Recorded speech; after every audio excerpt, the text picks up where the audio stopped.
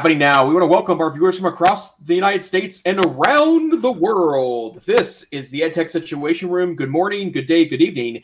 This is EdTech Situation Room, episode number 170 for the 25th of March, 2020. My name is Jason Neiffer, and I am the Assistant Director and Curriculum Director of the Montana Digital Academy, the state's virtual school located on the fabulous University of Montana campus, although I am not located at the fabulous University of Montana campus as of the last 2 weeks. In Missoula, Montana. And joining me, as always, good evening, Dr. Wes Fryer. How are you doing this evening? Good evening, Jason. I am well, joining you, as it were, from the family war room, or it's actually our son's old office in the back, where I have a nice kitchen towel draped over a fluorescent lamp that is providing some light. And I have set this up as the webcasting and tech support and teaching studio, perhaps for the rest of the school year. So glad to be here from Oklahoma City, where I'm at the Cassidy School as the Technology Integration and Innovation Specialist. And I am pleased to welcome back to the EdTech Situation Room, Eric Langhorst. Dr. Langhorst. Oh, thanks. We have a panel of doctors here. So Eric, tell us what's happening in Liberty and what's going on with you lately.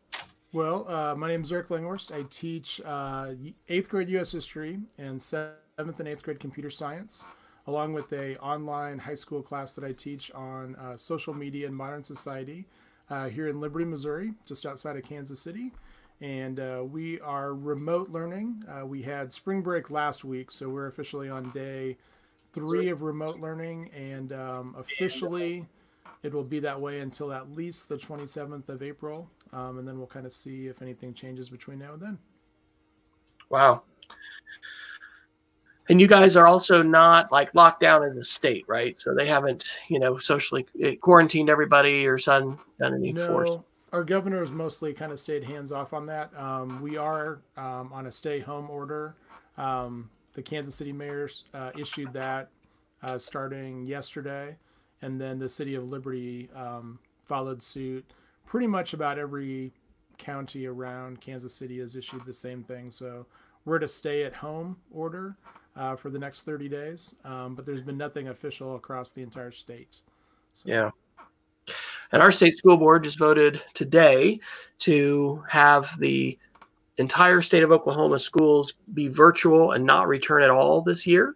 I talked to a friend in McAllister, Oklahoma yesterday, who they have 800 kids at their high school, and I think 200 of them do not have Wi-Fi at home. Wow. So my thought is, we basically are facing immediate main learning technology initiative, MLTI, with really no advanced prep, where we're going to have to get what probably will amount to a Chromebook in every child's hands immediately. And we're going to have private-public partnerships to get Wi-Fi, community Wi-Fi in areas, or, Wi-Fi to folks' houses, high-speed internet. And we have such a huge gap in access, and then between schools. I think in McAllister, they actually have rolled out 1-to-1 for their 9th graders, but not for their other, grades. There's just huge gaps. So I think we had an article either last week or the week before talking about that. So, well, Dr. Neiffer, what are we going to do here on this show? We've got 6 live viewers. What the heck? This stay-at-home thing may encourage more people to tune into the show. Our time has come for live viewership. Well, the EdTech Situation Room is a podcast where we take a look at current goings-ons in the technology world and kind of shoot them through an educational lens to see if we can't make some sense of what's going on in the broader macro and micro technology world. And obviously, the huge story right now is the spread 19, our country's response. We did talk a lot the last 2 weeks, really, about some strategies for that, but there are a lot of interesting news pieces that are going around this. If you want to see the links for anything we talk about or the stuff we don't get to, which is usually quite a bit since we tend to kind of dive deeply in some of these stories, you can go to our website, edtechsr.com/links. And it will bring you to our massive Google document that has all the links we've done on this podcast since the very beginning, a couple of years back. But Eric, since you are a guest tonight, why don't you go ahead and pick an article where we can start our discussion this evening? All right, let me open up here. Now, I did not put any articles on. I just have a Geek of the Week. So That's okay. That's okay. Well, hey, let me start us off with one, and then this is, we always just kind of toss it around. So this is an ARS Technica article from I guess today, March 25th. This was how to get Verizon and AT&T data cap fees waived during the pandemic. So one of the conversations I've been having with some folks, involved with cell phones, I'd share that as Shelley taught at Positive Tomorrows, which is a wonderful Oklahoma City school, private school for homeless students. It was amazing because all of her kids are homeless, but in virtually every single case, a parent still had a cell phone. And so that was a way to get connected. But of course, data caps is important. We ought to have conversations about the size of files. Back in the day when Eric and I were starting our podcasting in, the mid 2000s, right? I mean, you didn't have internet connectivity speeds on mobile devices. We didn't have mobile devices. There was no iPhone. But, these things are a concern when you've got limited bandwidth. And so anyway, this article basically says if you can tell your provider, Verizon or AT&T, that your finances have been hurt by the pandemic, then apparently they're going to waive your data cap. And that sounds good. We are on an unlimited plan with T-Mobile, but that actually means that past a certain point will start to be throttled. And I don't know that we really experience it that much. So I'll toss that to you, Eric. What's your family, cell plan? And have you guys ended up switching between providers? And what is, that connectivity look like in the Liberty and Kansas City area? Are you guys pretty robust with choices, or what does it look like? Yeah, so I've been a Verizon customer for probably, like 17, 18 years, probably since I moved down here. And I've been happy with them. We have a family plan. We're not unlimited. I think we share something like maybe 8 gigs a month, and we never go over that. So I have a little. But you haven't been doing home learning either. So what are the what are the grades of your children at this point in terms of schools? So we have a sophomore and a 6th grader. But when they're at home, they're running off our internet that we get. We actually have home internet through Spectrum. So when they're at home, they're not using any of that data. Sure. Yeah.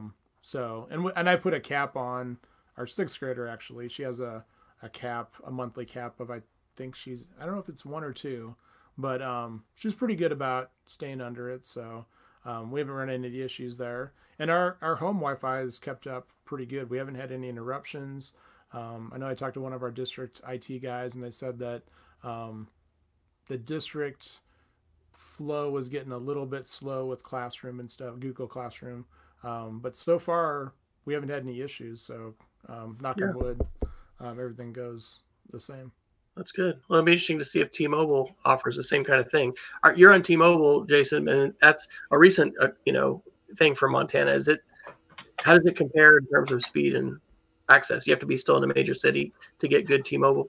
You do not, and in fact, some very interesting things have happened. I just dropped, I guess we could call this some breaking news. T-Mobile has increased the amount of hotspot data on plans during the COVID situation, and in fact, I think it's 20 more gigs a month. And on their current unlimited plan, although some of the older ones are a little better, I think you were maxed out at 20 gigs of hotspot data, and then it deprioritized you down to 3G. That's up to 40 gigs now, I think, on the typical plan that does cap that way. And then I was looking for the article and I couldn't find it, but I know that the T-Mobile in particular had also added some additional capability in the form of expanded bands in the low band range. That's where T-Mobile's newest technology is in lower bands. So bands have only been around for a couple of years after they got rid of the older style broadcast television with the analog signals. And I can say that because I'm the kind of guy that does test his speed every couple of days, because it's, I guess, who I am. At the house, I was getting 25 down for T-Mobile, and I picked up a 75 down from my house, same place where I would test.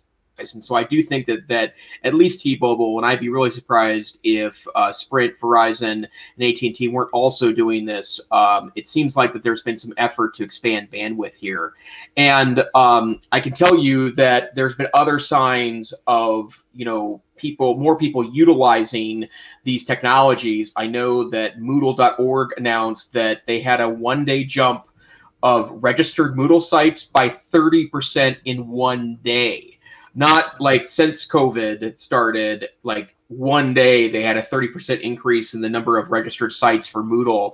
And I'm guessing that probably Moodle isn't the traditional go-to anymore with Google Classroom and Microsoft Teams, kind of B-grade LMSs like Schoology and Edmodo that are free, right, and can be easily implemented, especially with new users. That the fact that Moodle is getting a 30% increase in one day, I think is pretty interesting. And think that there is, the bright side of the broader health crisis is that it's going to expose some cracks, I think, that we may never have had the opportunity to take a look at. I think the fact that a lot of people are working out of their house, the fact that people are not in corporate environments, they're working out of the house, they're along with their kids who are accessing what I would assume are relatively high bandwidth activities to support learning, whether it's remote teaching or you're kind of creating some things to kind of enrich your kid. I think we'll find out how good the internet access is in a variety of areas. Related to that, and I can't find the article, but there have been a number of efforts in the last 7 days to also highlight that there are huge equity issues as it relates to access to broadband. And Wes, you mentioned it in regards to individual students that may lack access. I can tell you in Montana, we're noticing this as we work with our schools of students that want to continue with distance learning courses in my program, but are in an area that their most stable access to broadband internet was the school itself. And you go home and either it's slow and expensive, I'm talking about satellite internet, or there is only one provider, it's your wireless provider, because there is no wired internet to areas just outside of town in very rural Montana. And if you're behind a hill, your house is behind a hill, then you don't have access to the wireless. And one of the discussions, and I've been keeping a very long list of stuff that I can't wait to talk about with folks after this crisis is over with. One of them is we still not have enough access to broadband for, it's really for humans in the United States, but I would particularly call out students who end up in broadband deserts once they leave the school building. And clearly issues related to socioeconomic status, right? That's part of it. Although in larger urban areas, oftentimes you can get highly discounted, let's say it's cable internet or DSL or maybe even a fiber line, but there are still wide disparities in the United States. And 25 years after the digital divide was initially discussed, I still think we have a huge problem here, and I'm hoping that we use the energy of this situation to really make inroads on that particular problem. Well, I'm going to argue that we can't wait till the end of this because we don't know when the end of it is. And with states like Oklahoma today saying, hey, we're going virtual for the rest of the year, we're just going to have to dig in and get it done. I have believed for a number of years, right, since the early 2000s, really, that, and this goes back to Eric Langhorst and I have a connection with David Warlick in media, what is it, new literacy for the new era or whatever. The idea that literacy has changed and the tools have to change, and so the one laptop per child project that folks at MIT had spearheaded, and then we had the main learning technology initiative. These things have happened, but I think a lot of people and a lot of even schools have not seen those things as, wow, that's where we all need to go. I don't know that any of us would have predicted we'd be in this kind of a place, but it's not an option.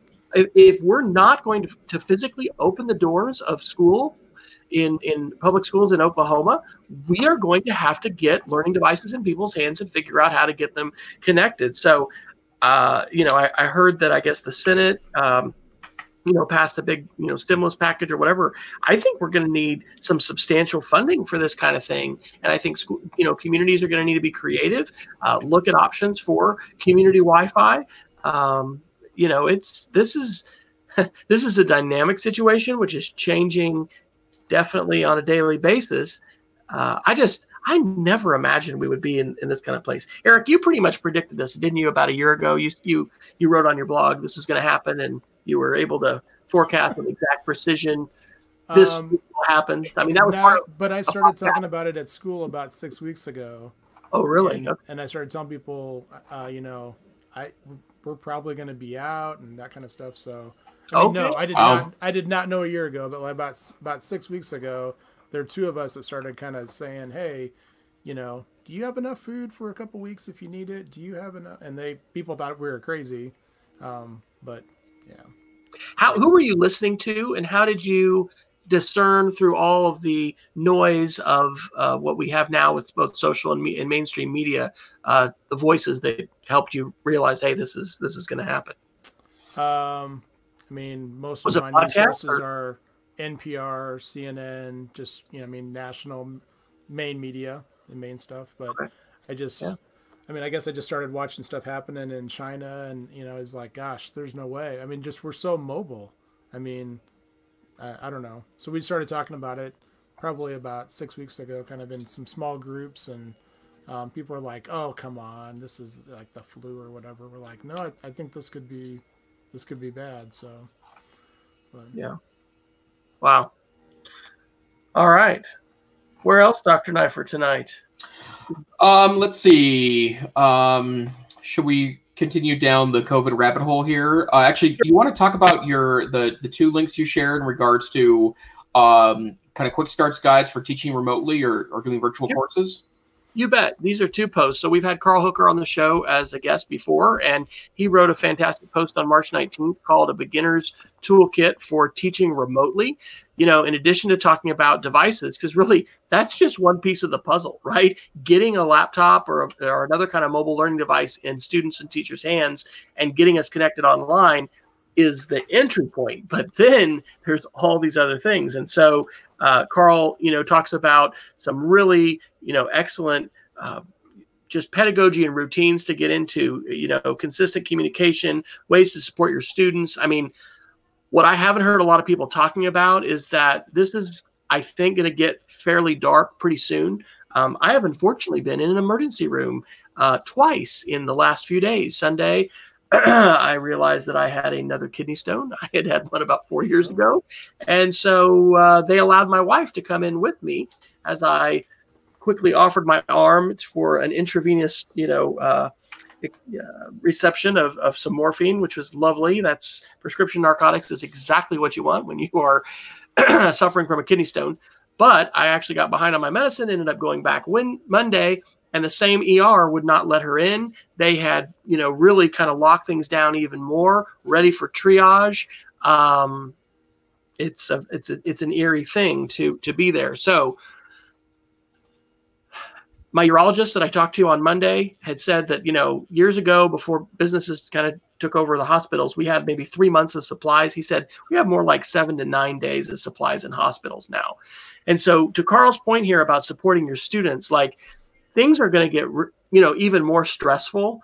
And so if we have the opportunity to teach online, and if our students have that opportunity to connect to us, whether we're doing that or not, like finding ways to connect to them. One of the things we've pointed out with Google Hangout Meets, because we've been a Google school for 10 years, when you create a Hangout Meet, it actually creates a phone number that you can dial in as well. And so, you know, let's not think that, oh gosh, my kids don't have Wi-Fi, I can't connect to them. Yes, we can. They're, you know, the cell phone is incredibly ubiquitous today. And even if you have younger students that don't have a cell phone, someone in the home is going to have one. So anyway, this is a really, really good article. It talks about virtual office hours, content delivery, retrieval, that you basically want to have a platform for being able to not only send information, but then receive information back. For us, that's mainly Google Classroom or Seesaw. And he talks a little bit about the power of reflection, and he's got, you know, these different 5 items in a nice, you know, little visual, I guess, infographic. And then the other one is interesting. It's weird how these kind of rabbit holes happen that you look up somebody, but I happened to look up some stuff about Texas Tech. I remember this professor, Jose Bowen, who's now actually out in Baltimore. He wrote a book and was kind of famous for this Teach Naked Chronicle of Higher Ed article years ago, where he said, you know, he was taking out all the projectors in his classrooms at SMU. He was the dean of the art college because he didn't want his professors, you know, PowerPointing kids to death. Well, anyway, he very smart guy. His name is Dr. Jose Bowen. He's the dean of a university now out in Baltimore. And his post is called Your New Virtual Course, A Quick Primer. And so both of our kids that are in college today have suddenly flipped the switch. Everything's online. And so lots of professors and also adjunct teachers or instructors are in this kind of boat. And so what is Dr. Bowen's first point? Relationships first. Okay. This is a university professor talking about this. And he talks about content, engagement, motivation, reading and writing, clarifying expectations, learning together. He talks about testing and cheating, whether it's synchronous or asynchronous, the technology, and then, basically encouraging us to try. We're going to have to try stuff and go new ways. So I think those are excellent resources and articles. And if you don't have a place already where you are curating this, Jason used a metaphor years ago in Montana at a lovely conference we went to called the Blackfoot Conference, Blackfoot Technology. It was like a bear trap, I think, that, used that Montana mountain man analogy. You got to trap your stuff, right? But where are you trapping your information? And so these kinds of articles that aren't just, there's laundry lists of links, but like these are both specific, practical. These are expert folks that have filtered through a lot of different both experiences and research. And so I think those are pretty good. So anything stand out to you, Jason, in that list of ideas or things that you definitely?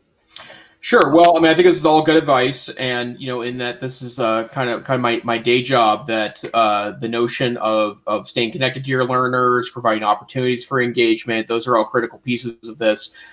I've been very careful in that.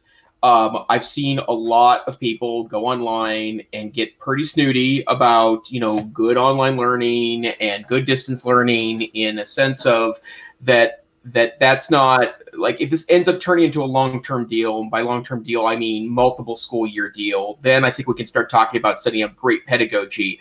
But to teachers that are new to this and are being forced into this posture, whatever you're doing is probably good enough in light of the situation. But something I think is really important to understand is that good distance learning teaching isn't effortless. And it takes time, and it takes developing kind of a mindset for it in order to be successful. In the same way that I think the ways I like to used to engage students in the classroom when I was a history teacher didn't really work as well online. And in fact, the first question my boss asked me during the interview was that, could you teach the class you teach? And the class I was known for back in the day was AP European History. Could you teach that online? And my answer was no, not no period, but no, not in the way I teach it. I could teach this class, but it has to look very different, right? In the sense of, the thing that I like to mention is lectures, right? Like, I was a lecturer back in the day, and I don't think lecture is a dirty word. I think you have to make sure they're interactive and they're engaging, they have a point, they're not endless, you're good at it, yada, yada, yada.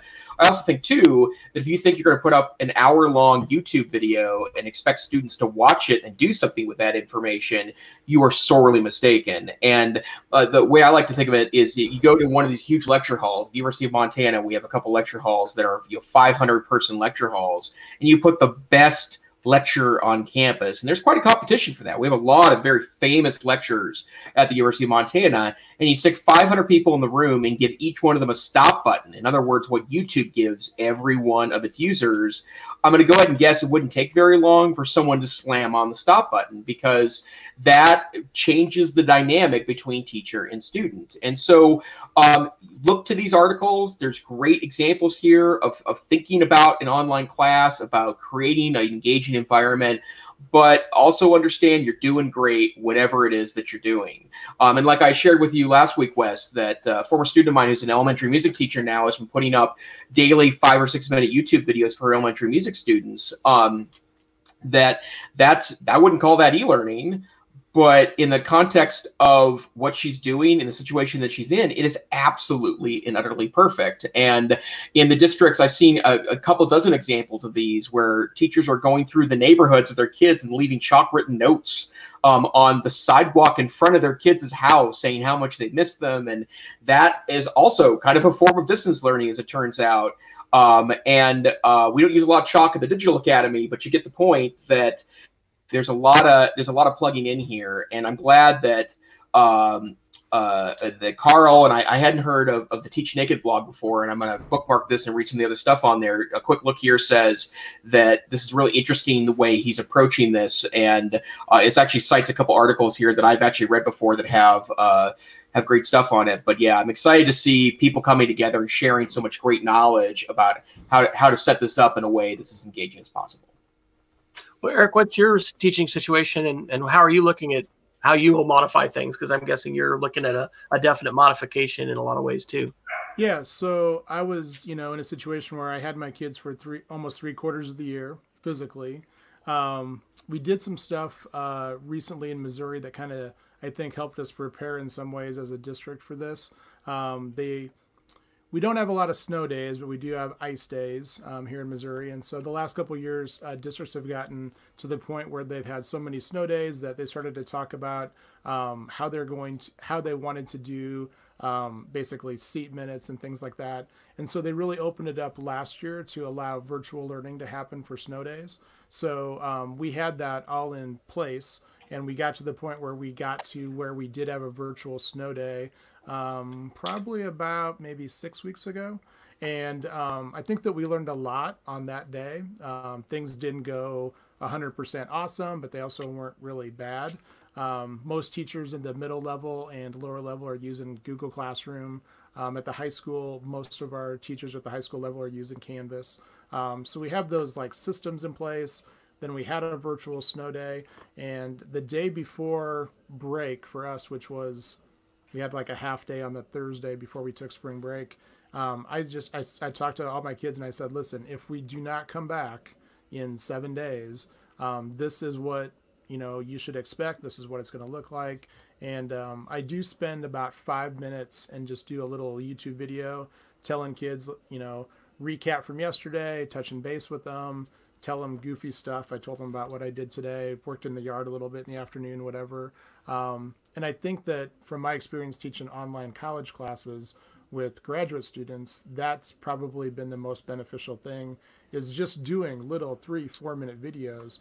And I'm a longtime listener as well, so I listened to you guys actually last week when you guys were talking about not letting perfect be the enemy of good.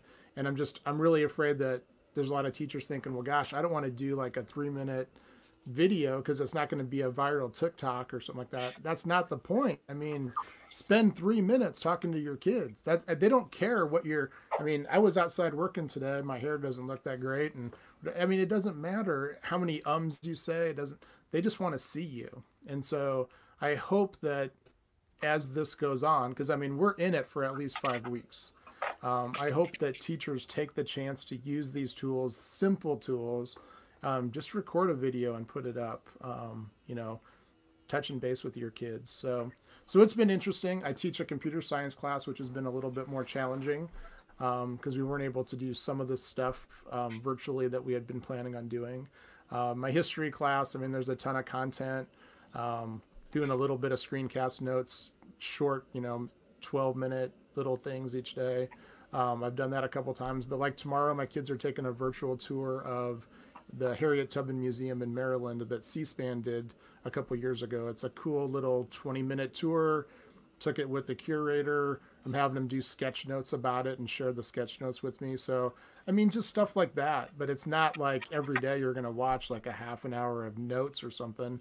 Next week, one of the days, I'm going to have them read for 30 minutes and take a picture of the book they're reading and put it on Google Classroom. We're going to have to get creative because the stuff that might work 1 or 2 days is not going to work on day 25. And we're going to have to, figure out how to give kids a little more choice and, be creative with how we do stuff. So, well, something I'm excited about is we were just able to get approval to set up a private Facebook group for instructional support for our teachers, and had a lot of discussion about that. And, it's great. It has started, it started 2 days ago, but there, yes, Facebook is not going to be for everybody. This isn't our only way we're getting instructional support, but there are a heck of a lot of our teachers already on Facebook. It is set up to build virtual communities. And that is what Zuckerberg and his team, among lots of other things, of course, monetizing our data and yada, yada. We can talk about surveillance capitalism. We have on the show before, if you'd like to go back in some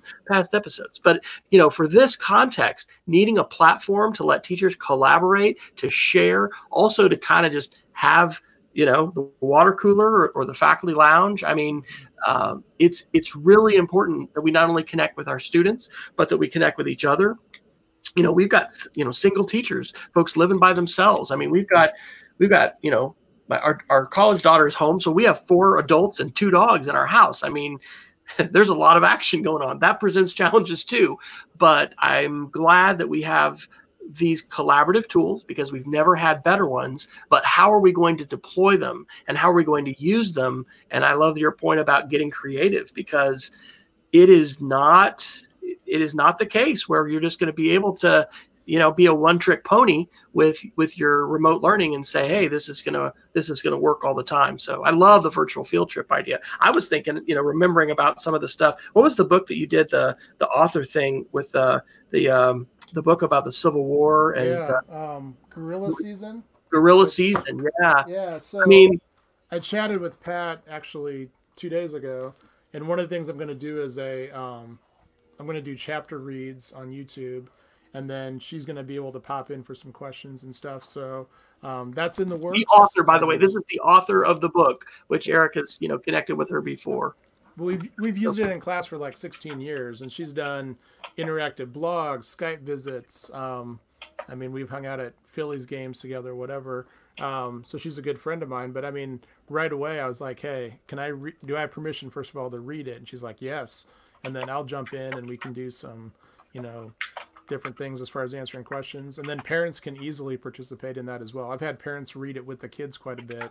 And this year we're not going to be able to do that because I hadn't checked it out to them before we left for break. So hey, I'm going to let Jason jump in because he's ready, but I got to give voice to Peggy. She started a Peggy George daily Nuzzle newsletter. So 10 links every day to help teachers and parents find resources, coping with distance learning, coronavirus, and activities. And you can find all that, which we will include on Nuzzle, nuzzel.com/pgeorge. Fantastic, Peggy. Yes, Dr. Neiffer, please. All right, we're all excited. Pick on me, teach.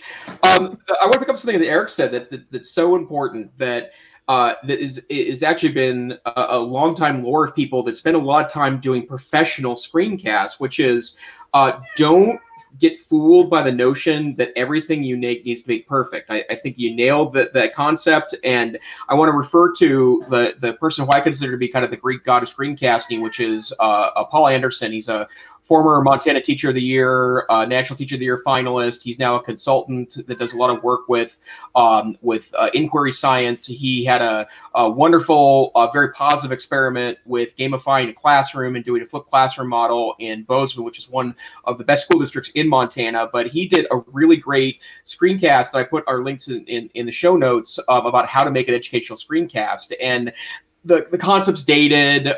There's better stuff now. The software suites he mentioned there, the equipment he mentioned there is actually pretty good, but he does it differently now. And in fact, it's his stuff now is light years ahead of what he was doing when he first started. Sorry, I've got a 100-year-old cat that eats my cat. There we go. And I like how she makes that sound of desperation. But the video is called "How to Make an Educational Screencast," and he kind of walks through that process, and he talks about something that I actually had to learn about myself because of when I was making PD screencasts for my teachers as part of my day job, is that he was doing things like putting music in the background, and they were super scripted and they were super formal. And his kids said, these are kind of weird. It felt too formal, right? We know you, we have a relationship with you, we know what your voice sounds like. Just make it, like you would just talk to us. And his screencast went from being, pretty stilted to something that was a lot more friendly and approachable for kids. And now Mr. Anderson is a very famous AP Bio and other science YouTube star. He's been a YouTube scholar and worked on a wide variety of wonderful videos, and now he's working largely in inquiry science stuff. But his point was, don't overproduce these, because you're not making heavily produced educational videos, because those are really hard to attach to. Eric, when you mentioned that you'd been outside, you weren't looking your classroom fresh. but you were also at home during a quarantine for an international health situation. That's seeing you being human is a really big part of this. And it goes back to what both of those articles mentioned about virtual teaching, is that the humanity and the connection is just so incredibly important. So I put links to both Bozeman Science, Paul Anderson's website, and then his wonderful screencast on how to make screencasts. Peggy's also sharing some great resources for read alouds from Kate Messner. We'll include a link to those as well. Eric, your response. This is kind of weird to have three of us here, so we're just passing the mic. Your thoughts? There's so much stuff flowing through my head right now. We were talking about doing videos and stuff. One of the things I was going to put on the Geek of the Week that I haven't put on there yet, some of you may be familiar with Kelly Gallagher. He's written quite a few books on writing in the classroom and reading in the classroom. He and Penny Kittle started a daily YouTube chat between the two of them. Each day for about a half an hour, they talk about reading and writing, but they also kind of externalize what they're experiencing as teachers and kind of what's happening in their life with all this stuff. And so I'll put that in the show notes, but I've listened to that almost every day. I think they're on like day 7 or something like that. But for me, that's been a really good way to just kind of listen to other educators talk about what they're experiencing.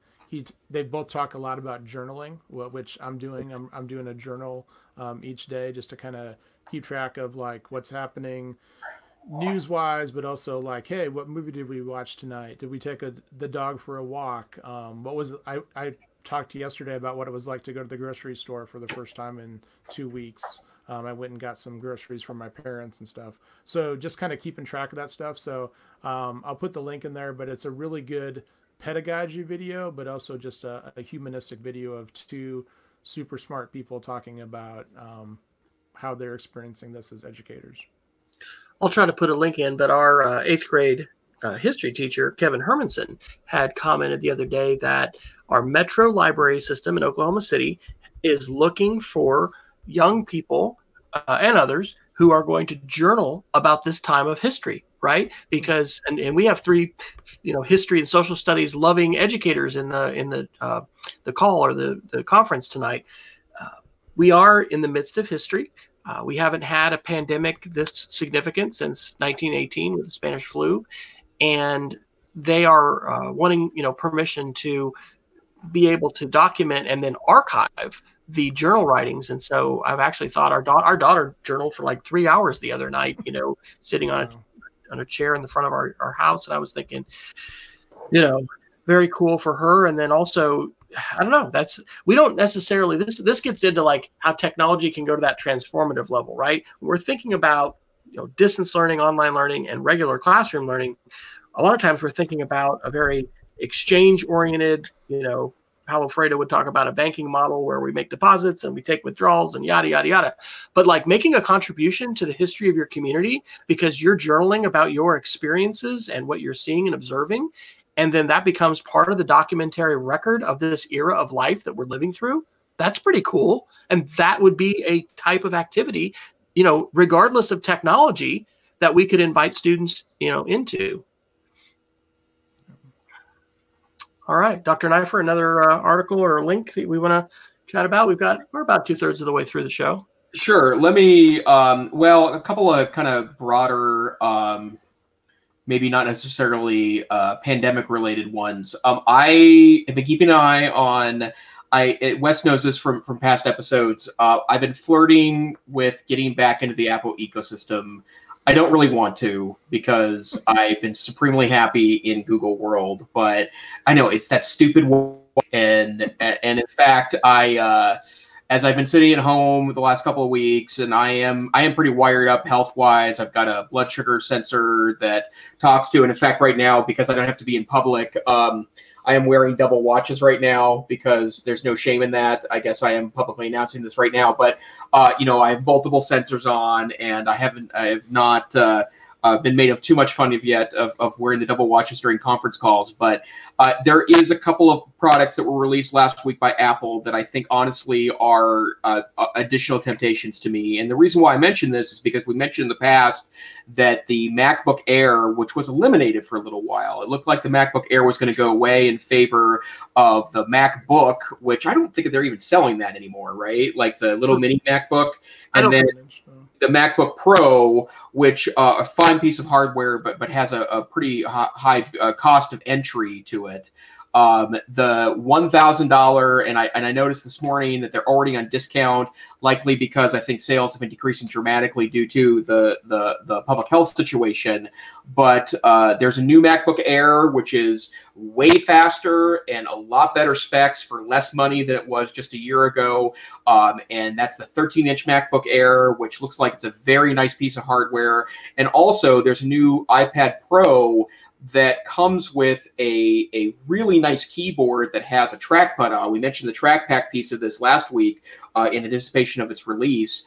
But if you are into portable stuff in the Apple ecosystem, I think Apple's really starting to, I think, gain some ground again in this notion of having entry-level stuff available.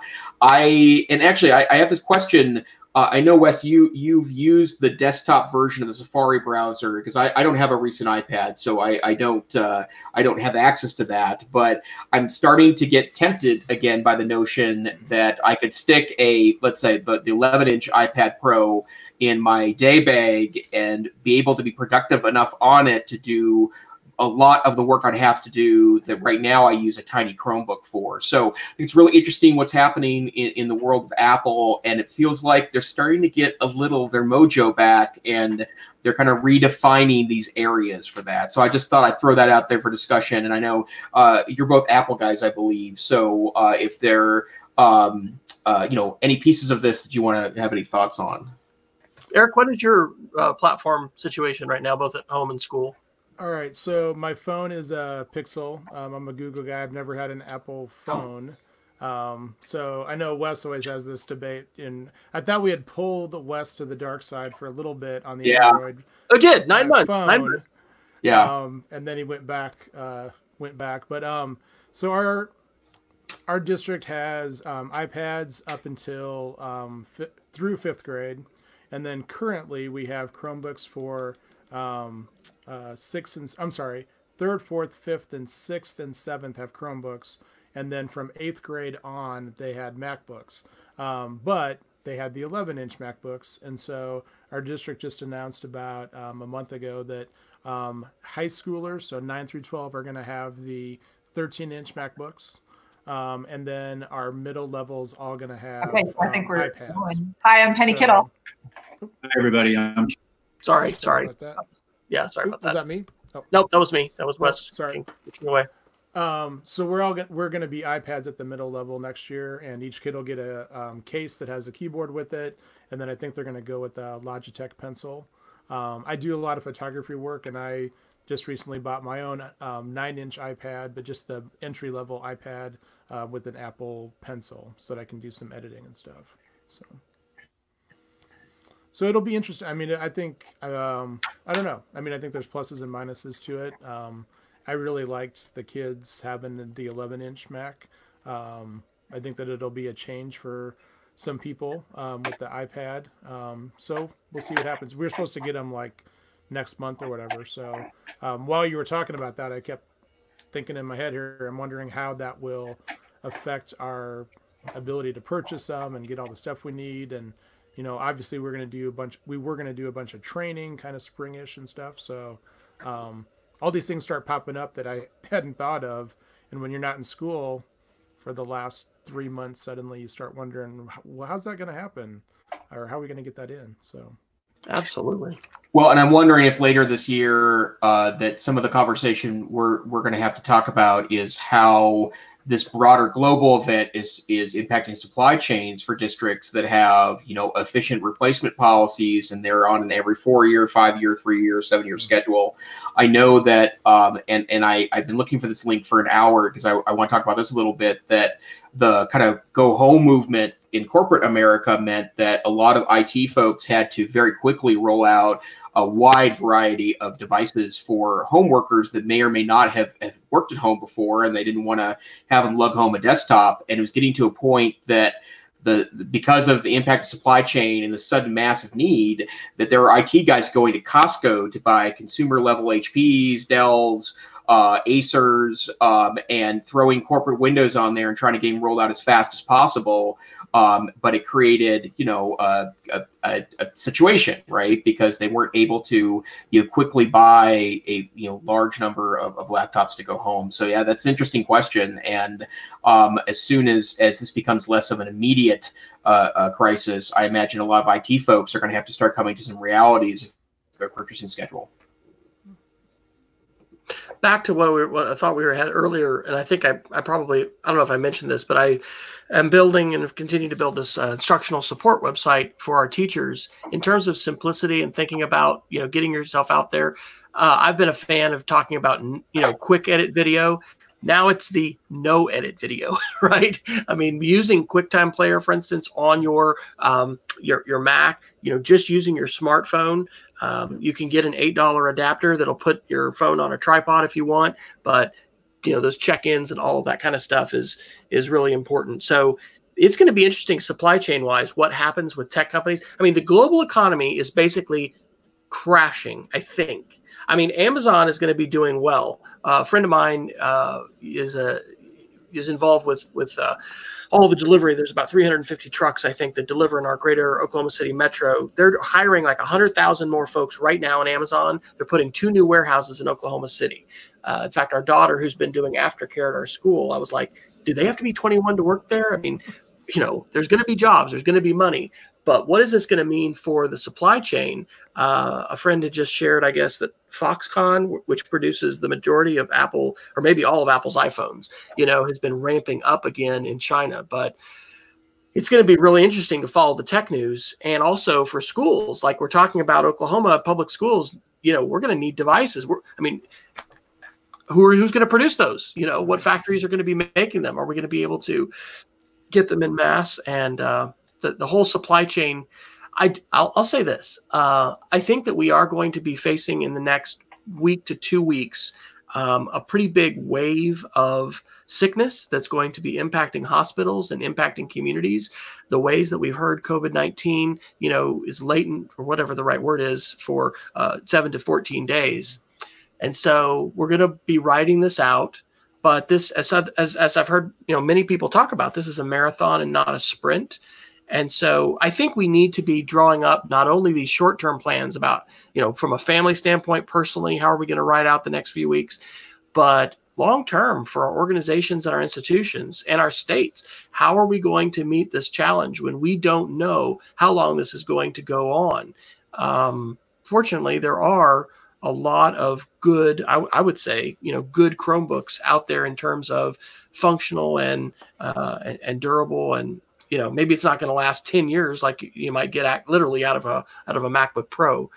Anyway, but the supply chain stuff is pretty interesting, how that's all going to impact stuff. So I'm kind of a hobbyist photographer, and I know even back in like the early part of February, there were some supply issues with some Canon stuff that Canon's producing, and Canon just came out with a brand new high-end camera, and it uses a card that's unique to that camera, and they were having problems even creating card readers for it because the factory that was producing them shut down very early in the process here. So just with something like that, where all that stuff's produced in Japan, and they shut down a lot of those factories back in February, and so some of that stuff is just not being produced right now.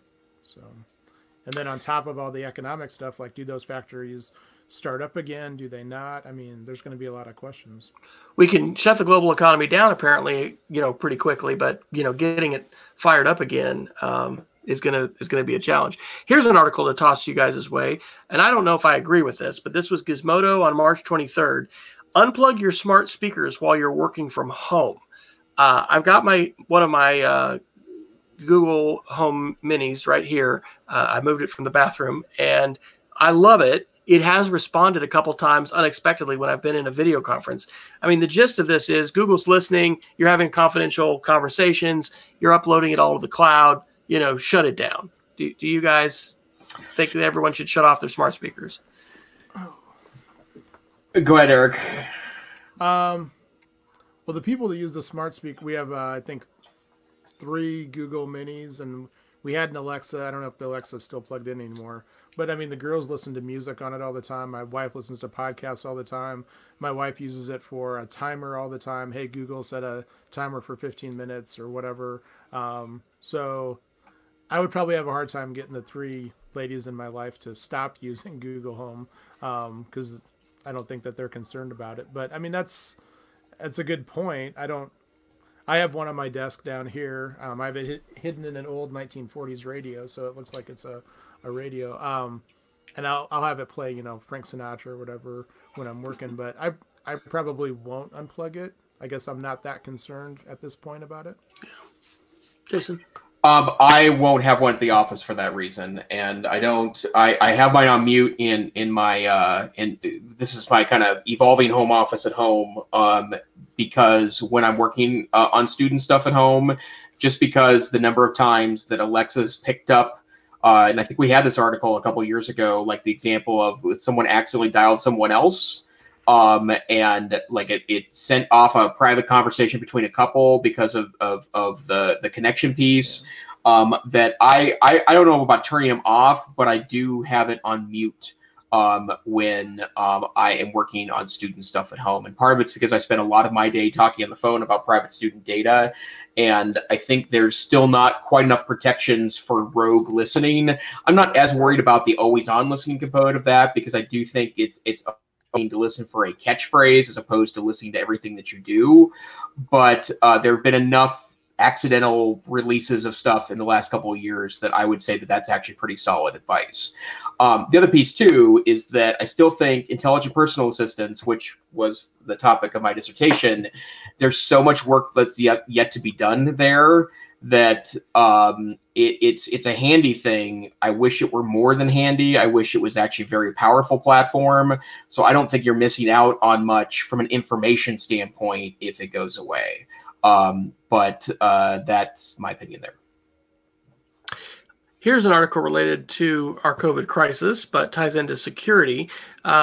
This one is from ARS Technica today. New attack on home routers sends users to spoofed sites that push malware. And so attempting to look like an informational site about COVID-19, these websites are, yes, hitting D-Link and Linksys routers. So if you're still sporting one of those routers, you may want to think about upgrading. I'm actually going to mention something about that in the Geek of the Week. Security is a big issue. We haven't yet really, talked to our teachers, I don't think, about that, and our parents as well. But lots more people online, lots of people just probably with more time on their hands.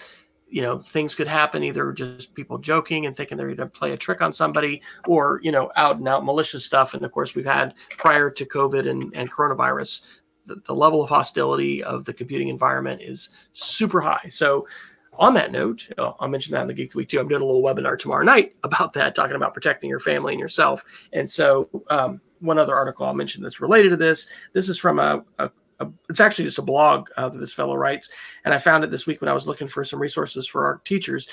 He wrote an article in Chrome Story on March 16th called How to Use the Chrome Password Manager. So I will pass this question to you, and I'll do you first, Eric. How are you doing on auditing and inventorying all of your online passwords, identifying the ones that are duplicate, and getting them updated if they're either repeated or not secure? Have you been working on that, or where are you with that?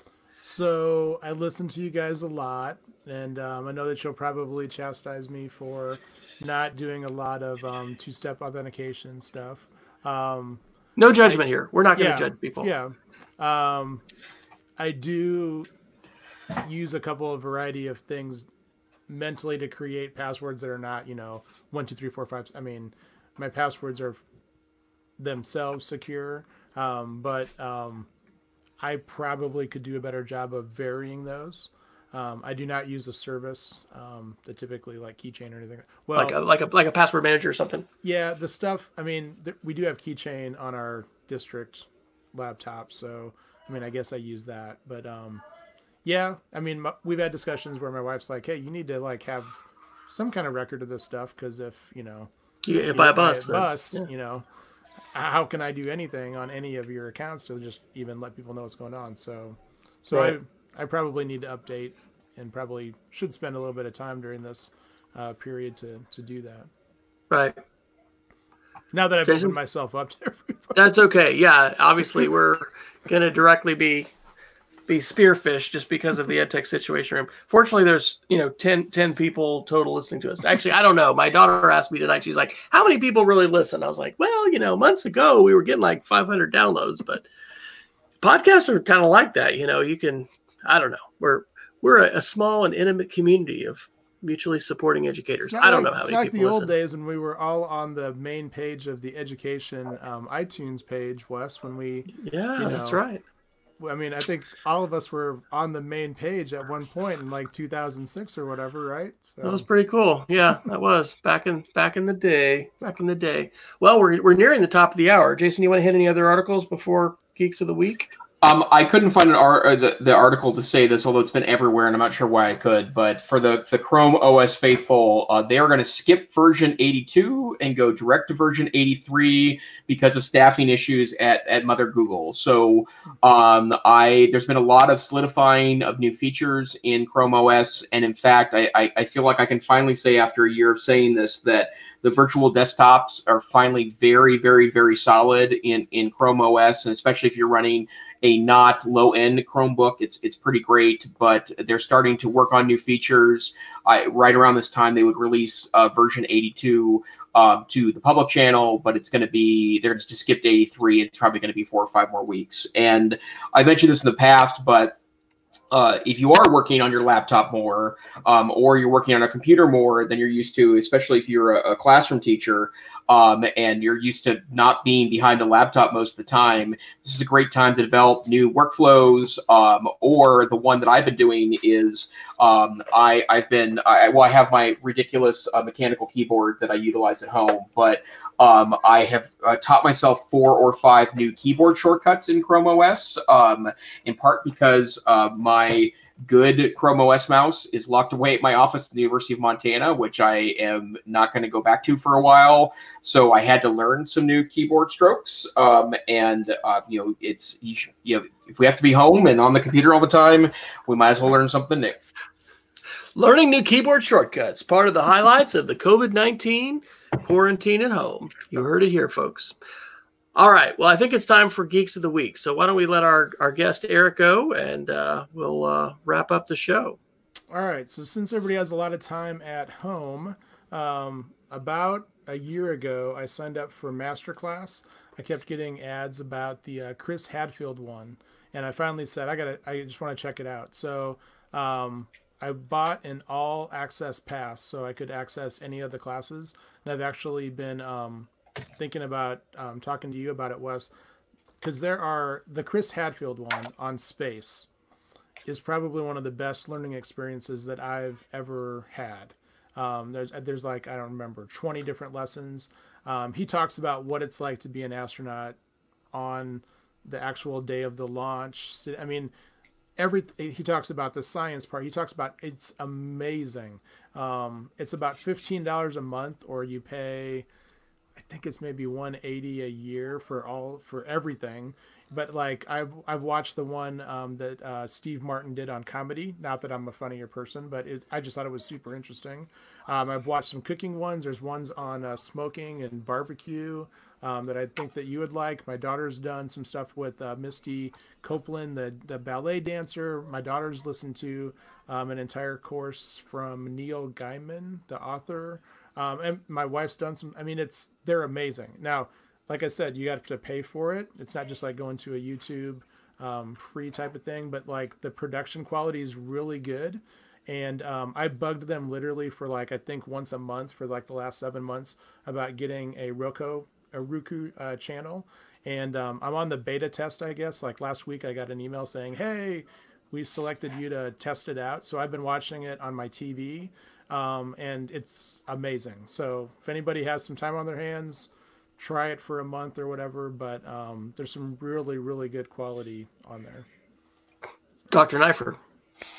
Sorry, I was just getting distracted by the list of classes over at Masterclass. I have two I want to share. First, I released a blog post today on the Virtual Learning Leadership Alliance website about ways state virtual schools have been providing resources, both planning resources and in some cases curriculum objects, parts of full classes. And I just thought I'd share it. I did spend quite a bit of time on it the last week, and kind of gives a sense of state virtual schools, which is what my school is. We're a statewide public virtual option for students through their local public school. That it's a decent blog post and kind of goes through resources. And then second thing that I've seen a couple of references to, and I mentioned Cloud Ready probably a dozen times since we started the podcast, but Cloud Ready is the kind of roll your own Chromebook solution. You can take an old PC or Mac laptop or desktop and run Cloud Ready and turn it into pretty darn close to a Chromebook. It lacks a couple of features, but the reason why I mention it's because I know that a couple of tech directors that have had to quickly send home machines have put Cloud Ready on instead because it's easier to manage, it's easier for students to use, it's less likely to get messed up than a Windows install might be, especially if you want it to be instantly usable. But also, if you're at home right now and you've got extra people in your house that are stuck there doing all their stuff virtually, you don't have enough laptops, you may have an old laptop sitting around. Don't do this on something that you need every day. Like, prefer an older one here. Chances are it could make a real difference, but there's a free home version, and I absolutely love it. In fact, I'm on a Cloud Ready device right now, a desktop machine that I've installed this on, and it's pretty awesome. So Cloud Ready by Neverware. Awesome. And I've got three quick ones. I'm continuing to write some blog posts related to the COVID-19 situation. I'm using the hashtag COVID-19EDU on Twitter and then also on my blog. And so if you search my blog, which I'll put the link in the show notes, you'll pull those four up. On March 2nd, I did a post on a video tutorial, virtual office hours with Google Hangouts Meet, which coincidentally, all of our teachers are now having to do. March 8th, the coronavirus pandemic and media literacy.